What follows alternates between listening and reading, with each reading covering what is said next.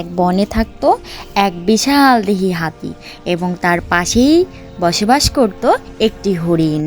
হরিণ এবং হাতি একদিন আলোচনা করছিল কার শক্তি কত বেশি।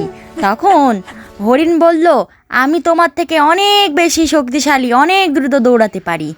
তখন হাতি রেগে উঠে বলল, তাহলে আমার শক্তি যাচাই করতে হলে দৌড়ানোর শক্তি, চলো এবার আমরা একটি দৌড় প্রতিযোগিতা শুরু করি। সবাইকে আমন্ত্রণ করা হলো, সবাই উপস্থিত হলো, দৌড় প্রতিযোগিতা শুরু হয়ে গেল।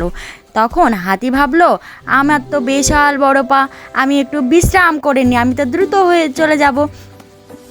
তারপর হরিণটি দৌড়ানো শেষ করে পুনরায় হাতির কাছে চলে এসে তার সুরে একটি কলা বেঁধে দিল এবং হাতি ঘুম থেকে উঠে দেখলো তার সুরে কলা।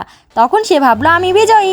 কিন্তু বনের সকল প্রাণীরা এসে বলল, হরিণ বিজয়ী। তখন হাতির মুখ ছোট হয়ে গেল। বন্ধুরা, এই গল্প থেকে আমরা বুঝতে পারলাম জীবনে কাউকে ছোট দেখে অবহেলা করা যাবে না। আর তোমরা সবাই আমার এই চ্যানেলটি সাবস্ক্রাইব করে দাও।